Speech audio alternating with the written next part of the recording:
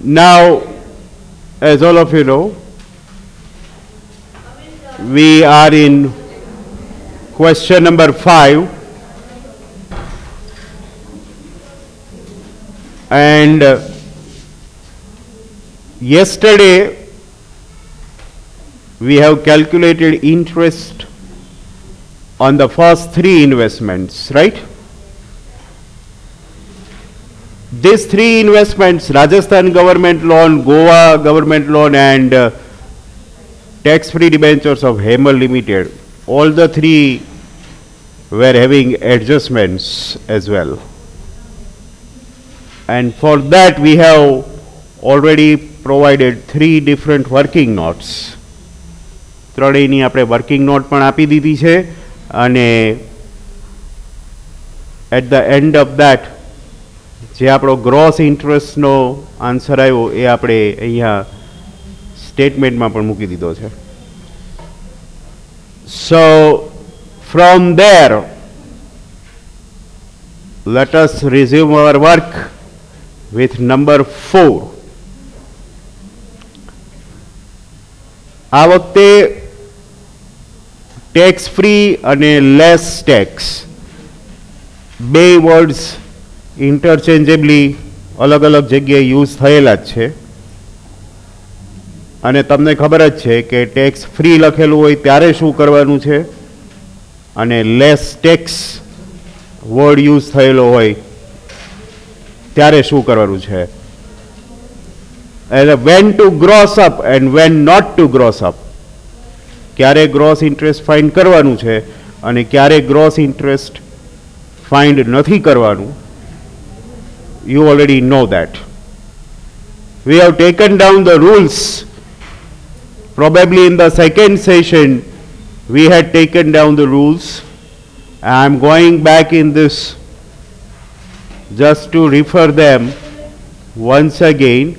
તમે પણ તમારી નોટમાં એ રૂલ્સ જે છે એ લખેલા જ હશે.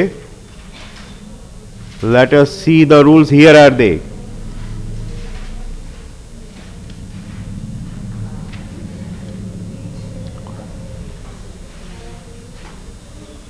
જો ટેક્સ ફ્રી ગવર્મેન્ટ સિક્યોરિટીઝ હોય તો આપણે ગ્રોસ ઇન્ટરેસ્ટ ફાઇન્ડ કરતા નથી. એ સિવાયના કોઈ પણ ટેક્સ ફ્રી ડિબેન્ચર્સ આપેલા હોય કોઈ પણ કંપનીના તો આપણે ગ્રોસ ઇન્ટરેસ્ટ ફાઇન્ડ કરીએ છીએ. ખાસ ધ્યાન રાખવાનું થાય લેસ ટેક્સ ડિબેન્ચર્સ ઓર કમર્શિયલ સિક્યોરિટીઝમાં રૂલ નંબર 2 જે છે એ ખાસ જોજો કે જ્યારે લેસ ટેક્સ સિક્યોરિટીઝ આપી હોય, આપણા કેસમાં લેસ ટેક્સ ડિબેન્ચર્સ, તો જો તમને નેટ અમાઉન્ટ આપી દીધી હોય, net amount of interest is given, તો તમારે ગ્રોસ ઇન્ટરેસ્ટ ફાઇન્ડ કરવાનું છે. બરાબર છે. પણ નેટ ઇન્ટરેસ્ટની સાથે સાથે ઇન્ટરેસ્ટનો રેટે આપેલો હોય તો ગ્રોસ ઇન્ટરેસ્ટ ફાઇન્ડ કરવાનું નથી. બરાબર. આ રૂલને ધ્યાનમાં રાખીને આપણે આગળ વધવાનું છે.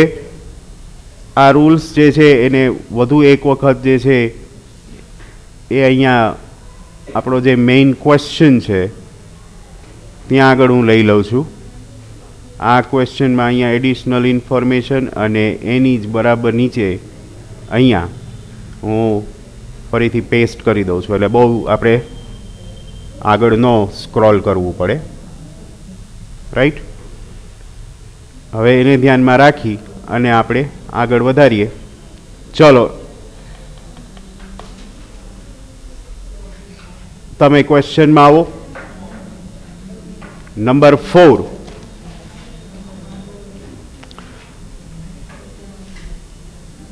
$50,000 10%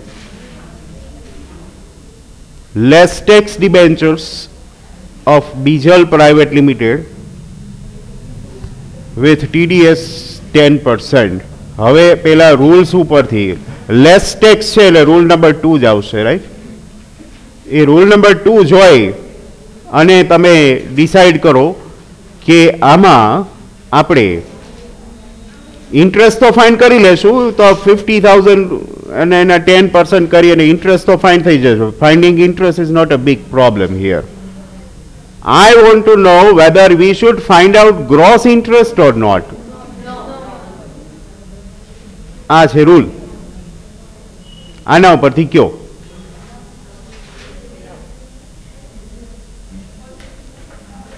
આ કેસમાં આપણે ગ્રોસ ઇન્ટરેસ્ટ ફાઇન્ડ કરશું કે નહીં કરીએ? નેટ ઇન્ટરેસ્ટ તો ફાઇન્ડ કરવાના જ છીએ. 50,000 ના 10% કરશું એટલે 5,000 આવી જશે, રાઈટ? એના ઉપરથી, કારણ કે TDS આપેલો જ છે બ્રેકેટમાં, 10% TDS આપેલો છે જો તમે ક્વેશ્ચનમાં, તો એના ઉપરથી આપણે પેલું કરવાનું ગ્રોસ 100 માઇનસ TDS. નહીં કરવાનું. નહીં કરવાનું તો શું કામ નહીં કરવાનું?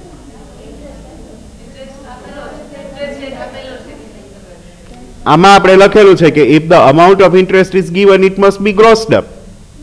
જો તમારી પાસે ઇન્ટરેસ્ટની અમાઉન્ટ હોય તો ઇન્ટરેસ્ટની અમાઉન્ટ હમણાં ફાઇન્ડ કરી લેશું એટલે ઇન્ટરેસ્ટની અમાઉન્ટ આવી જશે. Yes, there you are. કે જો તમને ક્વેશ્ચનમાં ઇન્ટરેસ્ટનો રેટ અવેલેબલ હોય, આપણા કેસમાં 10% છે, તો ઇન્ટરેસ્ટ રેટ આપેલો હોય તો પછી ગ્રોસ કરવાની જરૂર નથી. ખાલી સિમ્પલ ઇન્ટરેસ્ટ જે આપણે ફાઇન્ડ કરીએ છીએ એ જ, પછી એનું ગ્રોસિંગ કરશું નહીં. TDS આપેલો છે, સ્ટીલ વી વિલ નોટ. જો એવું કોઈ લોજિક નથી હો કે પોઈન્ટમાં આન્સર આવતો હોય એટલે ગ્રોસ અમાઉન્ટ ફાઇન્ડ નહીં કરવાની, અધરવાઇઝ કરવાની, એવું કોઈ લોજિક જ નથી.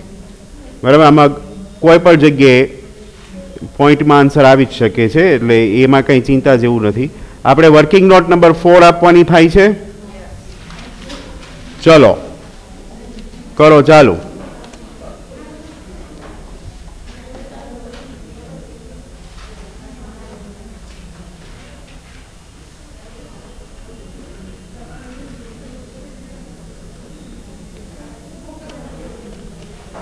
નંબર 4 એમાં interest on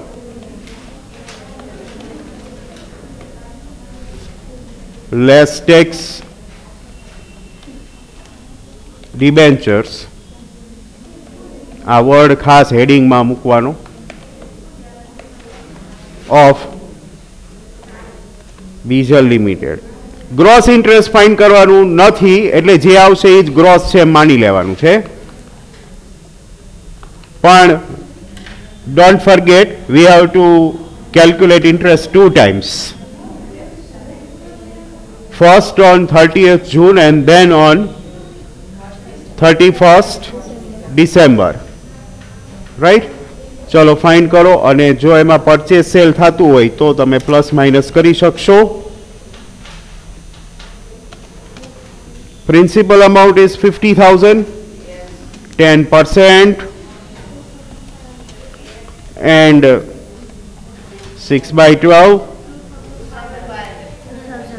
that will give us 2,500. That's the first amount.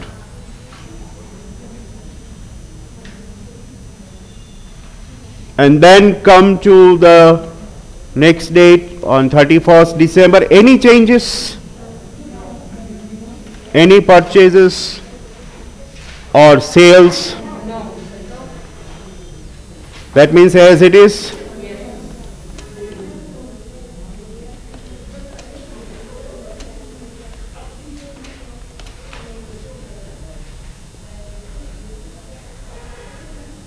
So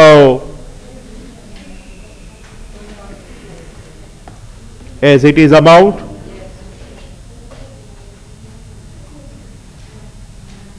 find out the total. આને જ આપણે ગ્રોસ કહેશું. આપણે વાત થઈ કે TDS આપેલો છે પણ આપણે ગ્રોસ ફાઇન્ડ કરવાનું નથી એટલે જે નેટ આવ્યું એ જ ગ્રોસ.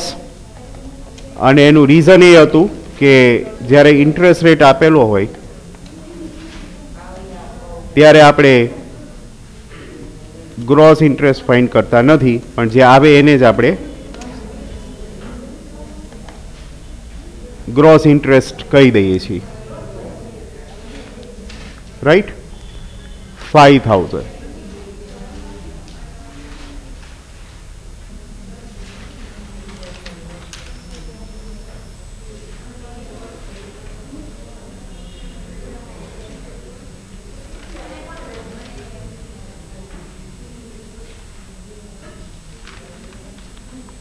સ્ટેટમેન્ટમાં આવો.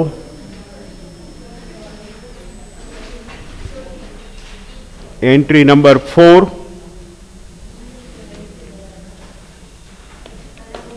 interest on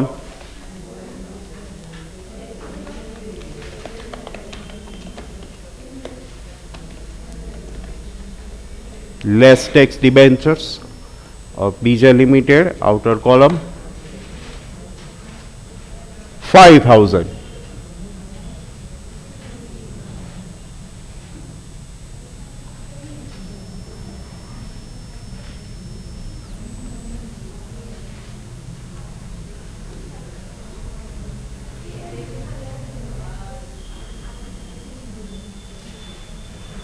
It is settled. Now number 5, પાછું less tax debentures of C limited આવે છે. એમાં વિચારો હવે પાછું interest of 13,500. It is the interest itself. આગળ વર્ડ લખેલો છે ઇન્ટરેસ્ટનો. આમાં ટીડીએસ આપેલો છે 10%. ગ્રોસ ફાઇન કરશું કે નહીં કરીએ? વાય? અમાઉન્ટ ગિવન, એટલા માટે. Amount given and rate is not given. ખાલી અમાઉન્ટ જ આપેલી છે વિચ ઇઝ 13,500. ઇન્ટરેસ્ટ રેટ નથી આપેલો જો, એટલે કરવું પડશે. એની ઉપરનામાં ઇન્ટરેસ્ટ રેટ એ આપેલો હતો 10%, એટલે નહોતું કર્યું. ચલો એની વર્કિંગ નોટ આપી દો, આવડે જ છે.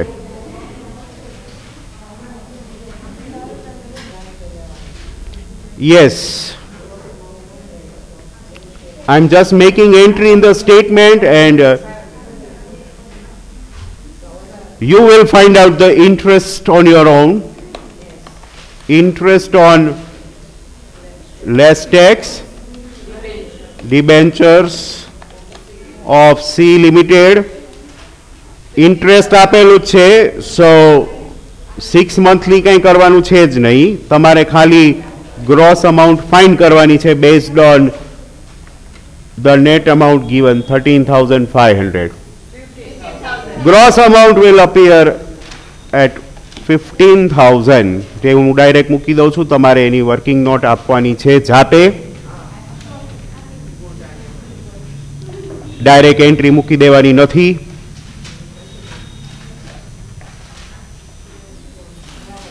Quite simple calculation, and it is the 5th example. So now you must be knowing how to find out the gross amount.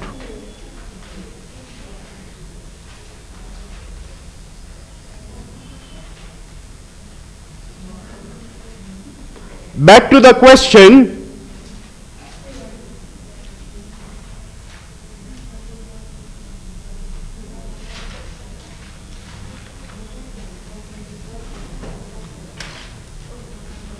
Six નંબરનું ઇન્વેસ્ટમેન્ટ, એમાં પણ જો ઇન્ટરેસ્ટ વર્ડ લખેલો છે એટલે ઇન્ટરેસ્ટ ફાઇન કરવાનું નથી. આપેલું છે direct 5,400 rupees of interest received on tax free debentures of અભી limited.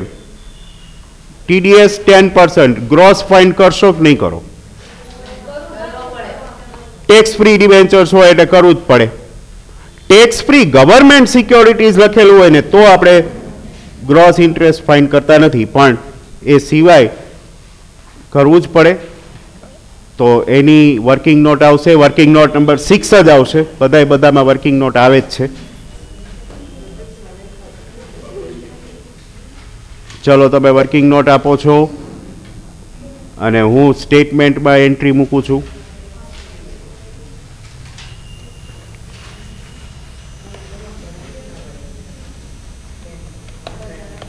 Interest on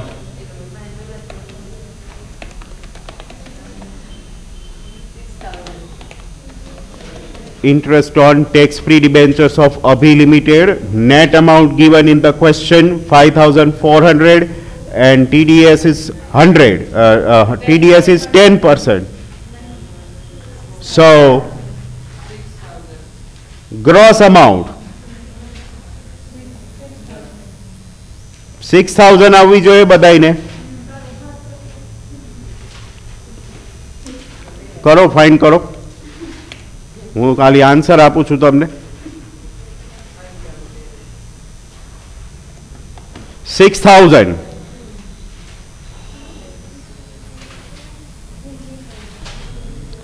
Let us proceed further from there.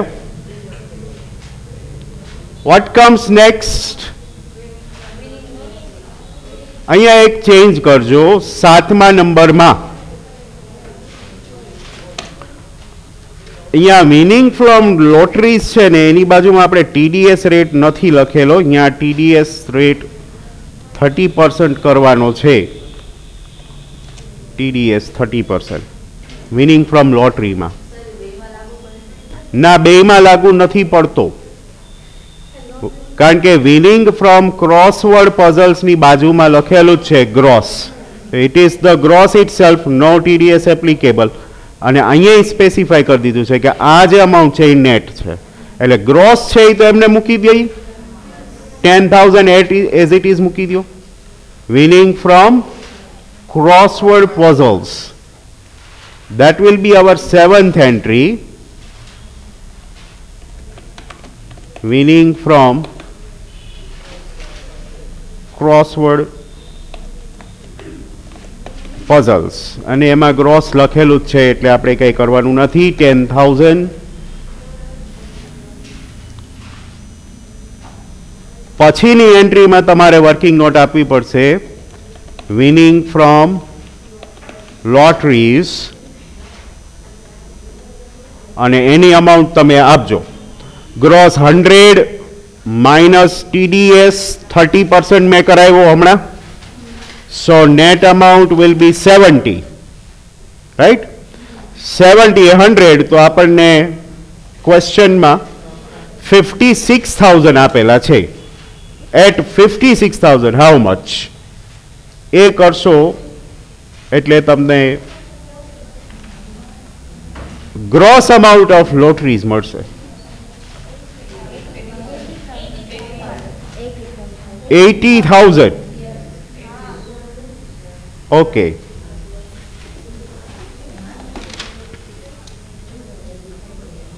$80,000 આવશે એની gross amount.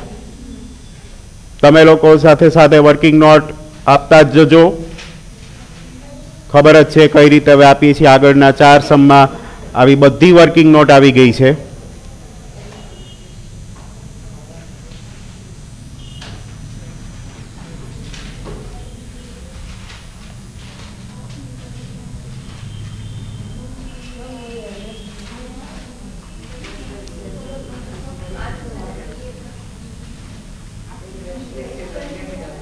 Next,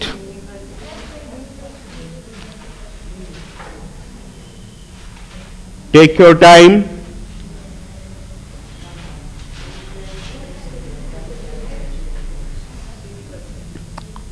Three more investments to go.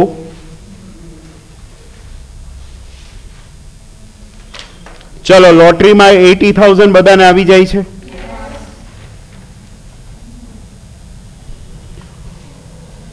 Refer number 8. Interest received on capital investment bonds. આ income નહીં આવે.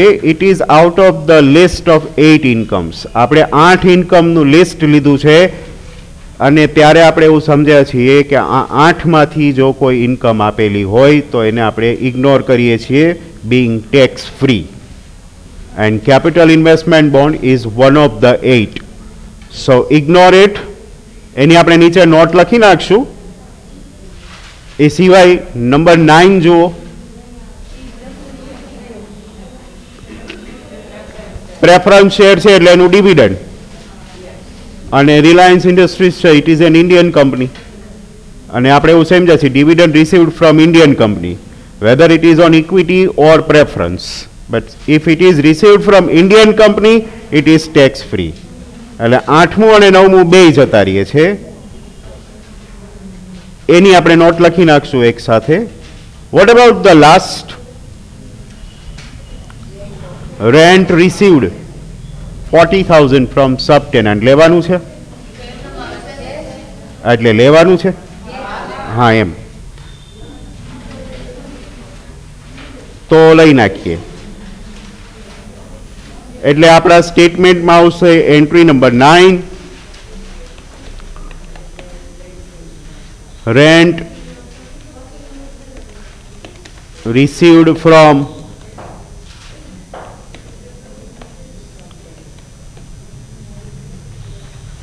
સબટેનન્ટ. એમાં કાંઈ બીજી amount change કરવાની ને TDS નો એવું કાંઈ છે નહીં. 40,000 એઝ ઇટ ઇઝ લઈ લઈ.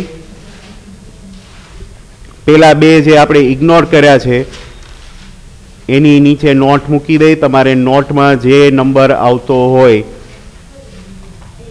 બરાબર ત્યાં આગળ, એટલે મારે તો 5th નંબર આવે છે, તમારે જે નંબર આવતો હોય ત્યાં લખી નાખો. તમારે 8 નંબર આવતો હોય તો 8 લખો. Interest on capital investment bonds and dividend on preference shares from Indian company. ખાસ લખજો કારણ કે ઇન્ડિયન કંપનીનું હોય તો જ ટેક્સ ફ્રી છે, એટલે ઇન્ડિયન કંપની ખાસ લખવું જોઈએ. dividend on preference shares from Indian company are tax free incomes. They are tax free incomes.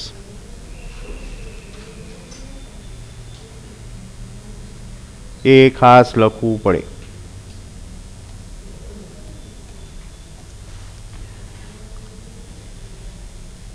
So all 10 incomes are covered. Sum is not over yet કારણ કે તમે એડજસ્ટમેન્ટ જુઓ તો એક તો આ એક્સપેન્સીસ 5 નંબરમાં આપેલા છે જુઓ 200 રૂપીસ, એને આપણે ડિડક્ટ કરવાના થશે. This is not the only deduction, there is one more deduction available. Refer adjustment number 2. Adjustment number 2 માં એવું હતું જે આપણે ગઈકાલે આમ તો જોયો હતો કે Rajasthan government loan was sold and on the same day we are purchasing new investments Karnataka government loan. જો હવે કર્ણાટક ગવર્મેન્ટ લોન ઉપર ક્યાંય આવ્યું નથી હજી, બાકી છે ન્યૂ ઇન્વેસ્ટમેન્ટ, એટલે વર્કિંગ નોટ આપો એની. It is purchase for how much amount? 55,000. Karnataka government loan એનું ઇન્ટરેસ્ટ આપણે ફાઇન્ડ કરીશું. નેક્સ્ટ વર્કિંગ નોટ આપી દો. Interest on Karnataka government loan. જો ઉપર લિસ્ટમાં નથી આપ્યું, નીચે એડજસ્ટમેન્ટમાં આપ્યું છે. જ્યાં પણ આપ્યું હોય આપણે આપેલું છે એટલે એનું ઇન્ટરેસ્ટ ફાઇન્ડ કરીશું.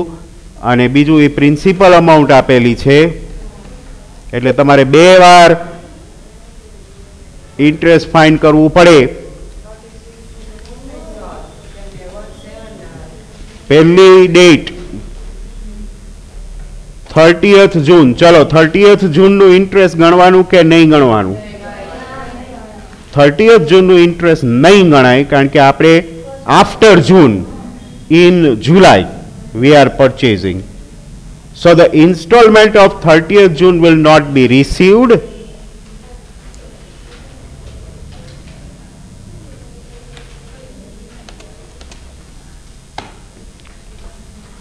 ગઈકાલે એક ઇન્વેસ્ટમેન્ટ ઓલું ગોવા ગવર્મેન્ટ વાળું આવ્યું હતું, એમાં પહેલો ઇન્સ્ટોલમેન્ટ મળ્યો હતો અને બીજો નહોતો મળ્યો. આ વખતે એવું થાય છે કે પહેલો નથી ને બીજો છે, પોસિબલ છે. Now comes 31st of December. હવે એની અમાઉન્ટ એડજસ્ટમેન્ટમાં હતી અને એનો રેટ ઓફ ઇન્ટરેસ્ટ એડજસ્ટમેન્ટમાં છે. સેકન્ડ એડજસ્ટમેન્ટમાં જુઓ 55,000 is the amount of investment into rate of interest 15% interest.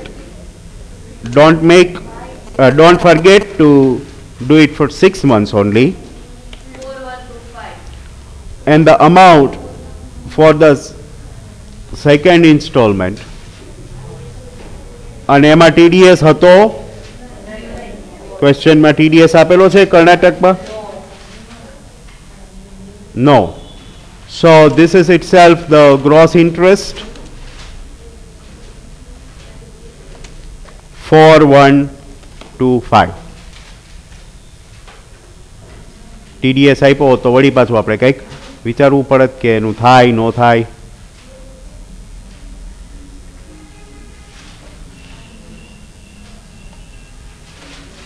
અને એ જે છે આપણે સ્ટેટમેન્ટમાં મૂકવાનું છે. Entry number 10, interest on debentures of Karnataka government loan, the amount just determined by us 4125. હવે જુઓ, આગળ વધીએ પહેલા one clarification regarding the calculation of gross interest. Once again, આપણે આ બધી વર્કિંગ નોટ્સ આપી, એમાં 2 વાર ઇન્ટરેસ્ટ કેલ્ક્યુલેટ કરીએ, પછી TDS આપ્યો હોય તો ગ્રોસ કરીએ, બરાબર? ઘણી કોલેજોમાં એવી રીતે શીખવાડવામાં આવે છે કે બ્રેકેટમાં TDS નો રેટ આપેલો હોય એટલે ગ્રોસ ઇન્ટરેસ્ટ ફાઇન્ડ કરી જ લેવાનું. પછી ટેક્સ ફ્રી હોય કે લેસ ટેક્સ હોય, TDS નો રેટ આપેલો હોય એટલે ગ્રોસ ઇન્ટરેસ્ટ ફાઇન્ડ થાય જ. આવી રીતે ઘણી કોલેજોમાં સ્ટુડન્ટ્સને સમજાવાય છે. પછી આખું સેમેસ્ટર તો ખબર પડે નહીં. ગોટાળો ક્યારે થાય? જ્યારે તમારી એક્ઝામ આવે ત્યારે તમે બીજી કોલેજમાં એક્ઝામ દેવા ગયા હો અને ત્યાં તમારી ભેગા બીજી કોલેજના સ્ટુડન્ટ્સ હોય, એની સાથે વાત કરતી વખતે તમને ખબર પડે એટલે એ લોકો તમને એમ કે અમે તો છે ને જ્યારે TDS આપે ને એટલે ગ્રોસ ફાઇન કરીએ જ છીએ, અને આપણા સ્ટુડન્ટ્સ જે છે એ જરા જુદું જાણતા હોય. આપણે ટેક્સ ફ્રી અને લેસ ટેક્સ બેયનું જુદું જુદું કન્સિડર કરીએ છીએ, રાઈટ? અને સાચી મેથડ એ જ છે કે ટેક્સ ફ્રી અને લેસ ટેક્સ બેયનું અલગ અલગ કન્સિડરેશન જ થાય છે. એ બે વર્ડ્સ અમસ્તા નથી આપતા, બરાબર? રેટ આપેલો હોય તો આપણે ગ્રોસ નથી કરતા, ખાલી અમાઉન્ટ આપી હોય તો ગ્રોસ ફાઇન કરીએ છીએ. પછી ટેક્સ ફ્રી ગવર્મેન્ટ સિક્યોરિટી હોય તો ગ્રોસ ફાઇન નથી કરતા, ટેક્સ ફ્રી ડિબેન્ચર્સ આપેલા હોય તો પાછું ગ્રોસ ફાઇન કરીએ છીએ. આ રીતના રૂલ્સ છે અને એટલા માટે મેં એ રૂલ લખાવેલા છે. તો તમારે છે ને એ રૂલ એને બતાવી દેવાના, વાંચો, આમ થાય. તમે વાંચો અને તમારા ફેકલ્ટીને વંચાવો.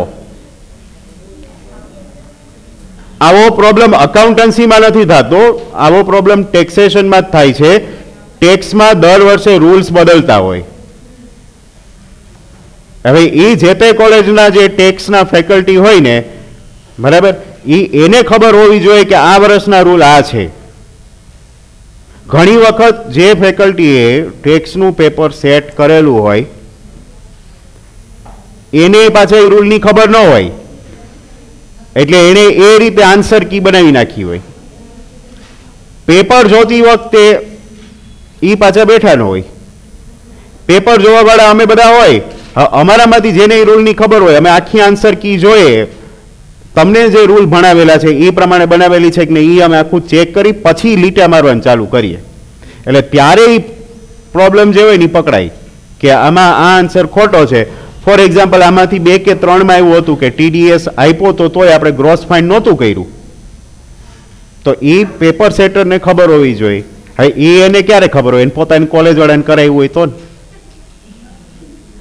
દાખલા તરીકે મેં આ તમને કરાવેલું હોય, મને આ રૂલની ખબર હોય, હવે સેમ 6નું માની લો તમારું પેપર મેં સેટ કરેલું હોય તો મેં આન્સર આ પ્રમાણે કરેલો હોય. હવે એ પેપર જોવા હું ન ગયો હોય, કોઈક બીજા ગયા હોય, બરાબર છે, તો એમાં આપણો ફોલ્ટ કાઢે કે આમાં TDS રેટ આપ્યો છે તો તમે ગ્રોસ નથી કર્યું, પણ એ ન જોવે કે આ લેસ ટેક્સ છે તો લેસ ટેક્સનો રૂલ અલગ હોય ને ટેક્સ ફ્રીનો રૂલ અલગ હોય. બરાબર છે? એટલે કહેવાનો મિનિંગ એવો છે કે તમે જ્યારે નોલેજ શેરિંગ કરતા હો ને છેલ્લા દિવસે, છેલ્લી 1 કલાકમાં, ત્યારે બીજાને જે ભણાવ્યું હોય તે, બરાબર છે, તમારે કન્ફ્યુઝ નહીં થઈ જવાનું. સેમ 5 માં મને 1-2 જણાના કંઈક એ રીતે એક્ઝામ શરૂ થવાની હતી ને પહેલા જ ફોન આવેલા, એમની કંઈક ક્વેરી હતી, બરાબર, કંઈક બીજી કોલેજ વાળા એને કંઈક જુદું કીધું હશે ને અહીંથી મેં તમને કંઈક જુદું ભણાવ્યું હતું ને એવું કંઈક મિસમેચ થતો હતો. એટલે મેં કહી દીધું ચોખ્ખું, મેં કીધું આપણે 1920 ના રૂલ્સ આ છે ને આ પ્રમાણે જ કરવાનું છે. બીજી કોલેજ વાળા કરે તો કરે, ન કરે તો ન કરે, આપણે આ પ્રમાણે જ જવાનું છે. Clear all of you? એટલે કોકીએ એટલે આપણે આપણું ફેરવી નહીં નાખવાનું કે હાલો એમ અહીં છે. ચાલો હવે આગળ વધીએ. એડજસ્ટમેન્ટ નંબર 2 પૂરો નથી થયો. એડજસ્ટમેન્ટ નંબર 2 અહીં તમારી સામે જ છે સ્ક્રીન ઉપર, તમે જુઓ તો કર્ણાટક ગવર્મેન્ટ લોનનું ઇન્ટરેસ્ટ આપણે ફાઇન્ડ કરી લીધું, પણ એના પછીની એક લાઈન બાકી છે. જો આ વાંચો. For this purpose additional amount was borrowed at the rate of 6% from friend. Friend પાસેથી આપણે બોરો કરીએ છીએ તો આપણે સામે ઇન્ટરેસ્ટ પે કરવું પડે અને એ બી એક્સપેન્સ જ ગણાય. હવે additional amount means how much amount, that is not specified. You decide કેટલી અમાઉન્ટ બોરો કરીએ છે. 55,000 બોરો ન કર્યા હોય. જો રાજસ્થાન ગવર્મેન્ટની લોન સેલ થઈ અને એની સામે કર્ણાટક ગવર્મેન્ટ લોન પરચેસ થઈ, એમાં ગેપ જેટલો તો એટલે જ આપણે લોન લીધી હોય. આ લોન 50,000 ની હતી, સેલ કરી 52,000 માં, એટલે આપણને મળ્યા હોય 52,000. એની સામે આપણે આ પરચેસ કર્યું 55 માં, તો કેટલા ઘટ્યા હોય? 3,000 ઘટ્યા હોય. 3,000 જ ફ્રેન્ડ પાસેથી લીધા. ફ્રેન્ડ પાસે જાજા ન હોય, બરાબર, બેંક હોય તો એમ જા, ફ્રેન્ડ પાસે 3,000 ગણાય થઈ ગઈ. એટલે ફ્રેન્ડ પાસેથી 3,000 લીધા હોય અને એના ઉપર આપણે 6% ઇન્ટરેસ્ટ ગણ્યું હોય. હવે કેટલું ઇન્ટરેસ્ટ આપણે દીધું હોય એ આપણે વર્કિંગ નોટ કરીને જોઈ લઈ. એ બી એક્સપેન્સમાં માઇનસ કરવાનું થશે. ચલો working note, last working note, હા ડિડક્શનમાં જ લેશું. Interest on borrowed loan from friend. Friend પાસેથી 3,000 લીધા છે એ બી આપણે બતાવશું. અને ફ્રેન્ડ એ પાછા એવા છે કે એને 6% પાછું ઇન્ટરેસ્ટ લીધું. આપણે એમને એમ દઈ દેતા હોય, પણ આ ફ્રેન્ડ એવા નથી.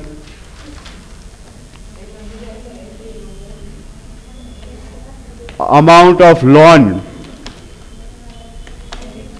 55,000 minus 52,000 એટલે 3,000 ની લોન લીધી. હવે જો આમાં 6/12 વાળો રૂલ લાગુ ન પડે. બોરો હોય કરતા હોય ને ત્યારે જેટલા મંથ થતા હોય એટલા મંથનું જ ઇન્ટરેસ્ટ ગણાય. 1 મહિનો થતો તો 1 મહિનો, 15 દિવસનું થતું હોય તો 15 દિવસનું. આમાં 6/12 નહીં. 6 મંથ્સ થતા હોય તો તમે 6/12 કરો. આ ટ્રાન્ઝેક્શન ક્યારે થયો? એડજસ્ટમેન્ટ નંબર 2 માં એની ડેટ આપેલી છે. It is on 1st of July. તો 1st of July થી જ એનું ઇન્ટરેસ્ટ ગણાશે. એટલે અહીંયા આગળ આપણે એનો ટાઈમ પીરિયડ એ લખવો પડશે. 1st July 19 to year ending on 31st March 20. How many months?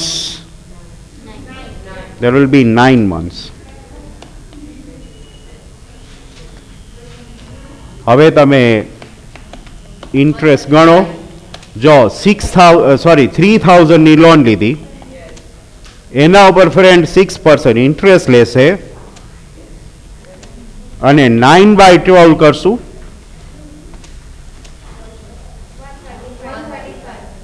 135 રૂપીસનું interest આપણે ફ્રેન્ડને આપી દેશું પૂરેપૂરા. Good friend.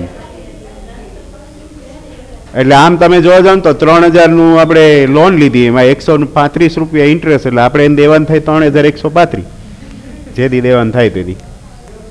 પણ ત્યાં સુધી 135 તો દેવાના જ છે. એમ 135 ડિડક્શનમાં આપણે લેસ કરશું. હવે આપણે આવી જાય ફાઇનલ સમિંગ અપ કરવા માટે.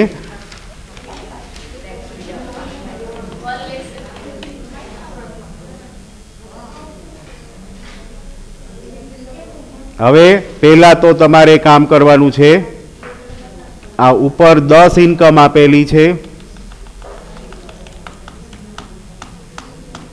એનો તમે ટોટલ કરો.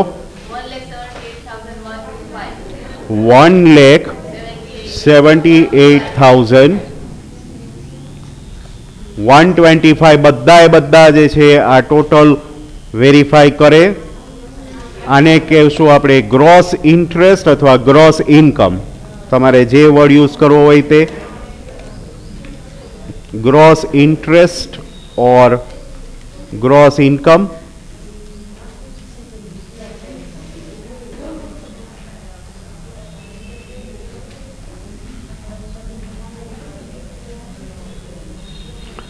લેસ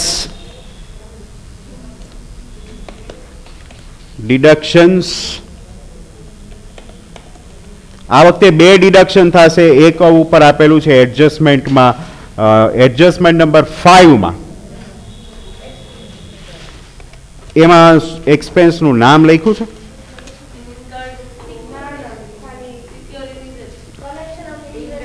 કલેક્શન ચાર્જીસ, એને આપણે નામ આપીએ કલેક્શન ચાર્જીસ. એડજસ્ટમેન્ટ નંબર 5માં આપેલા છે અને એની જે અમાઉન્ટ છે એ છે 200. અને સેકન્ડ જે છે આપણે ફ્રેન્ડને આપશું interest on loan from a friend, એને આપણે આપવાના થશે 135. એ કરો 178,125 માંથી નીચેની 2 અમાઉન્ટ લેસ કરો. 177,790, રાઈટ. આ રીતે તમારો નેટ આન્સર. એક્ઝામમાં એક જ આખા સિંગલ પેજમાં આવી જ રીતે સ્ટેટમેન્ટ ગોઠવી દેવાનું.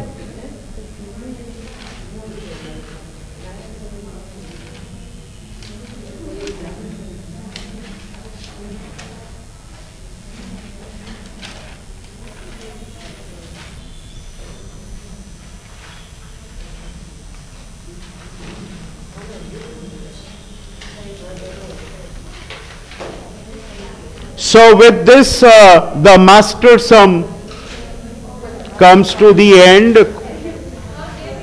હા ના હું જવા નથી દેતો, રાખું જ છું, જસ્ટ સેટ કરી દઉં.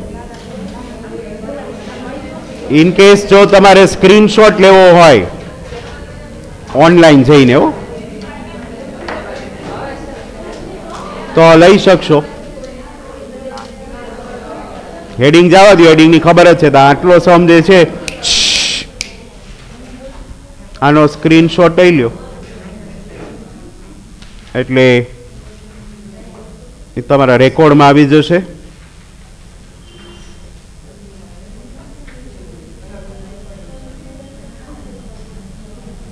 મેં જેટલા સમ્સ કરાવેલા છે, એક સમ હજી કરાવવાનો છે આના પછી, એટલા સમ ફાઇનલ જ છે માનીને ચાલજો. બીજા એકય સમની કાંઈ પ્રેક્ટિસ કરવાની જરૂર નથી. બરાબર, આટલા સમ કરી લેજો એટલે આ ચેપ્ટરનું કામ પૂરું. ચલો, આ બધાને લખાઈ ગયું છે.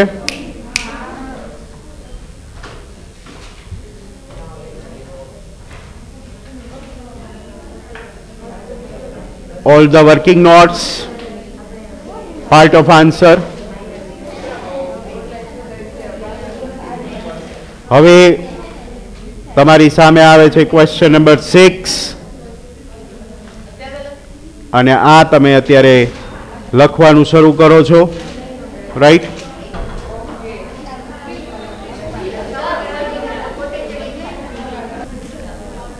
You will write down the whole sum, and in tomorrow's lecture we will do the sum. We will start the sum and finish the whole sum in tomorrow's session itself.